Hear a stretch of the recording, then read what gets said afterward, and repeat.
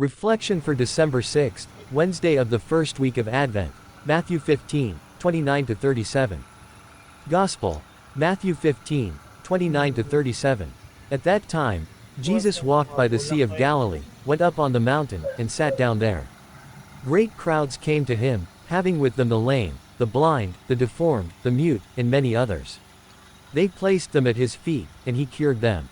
The crowds were amazed when they saw the mute speaking, the deformed made whole, the lame walking, and the blind able to see, and they glorified the God of Israel.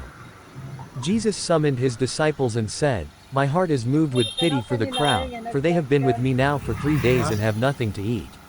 I do not want to send them away hungry, for fear they may collapse on the way." The disciples said to him, "Where could we ever get enough bread in this deserted place to satisfy such a crowd?" Jesus said to them, "How many loaves do you have?" 7, they replied, "and a few fish." He ordered the crowd to sit down on the ground. Then he took the 7 loaves and the fish, gave thanks, broke the loaves, and gave them to the disciples, who in turn gave them to the crowds. They all ate and were satisfied. They picked up the fragments left over 7 baskets full. Reflection. The story is told of a man who served as a manager in a government office. In this role, he frequently encountered people seeking employment favors from him. Being a helpful individual, he consistently assisted them in securing positions within his office. Eventually, the manager resigned from his government job, but before doing so, he took steps to ensure that those he had helped would attain permanent positions in their jobs. After 10 years, the former manager returned to his former office just to say hello to those whom he had helped.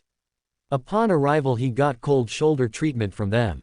So, he left a bit sad because he wasn't able to talk to them. There are those who follow a person because of what he can do for them.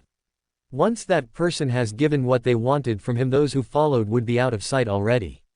It is very seldom that they will stick it out with that person come hell or high water. There are really such kind of people who has very inclement behavioral patterns, who are ungrateful to what you've done for them. However, we must always extend our help notwithstanding their ungratefulness. Jesus did not choose whom he would help. Regardless of whether they were grateful or ungrateful, he cured them all. He did not discriminate against anyone.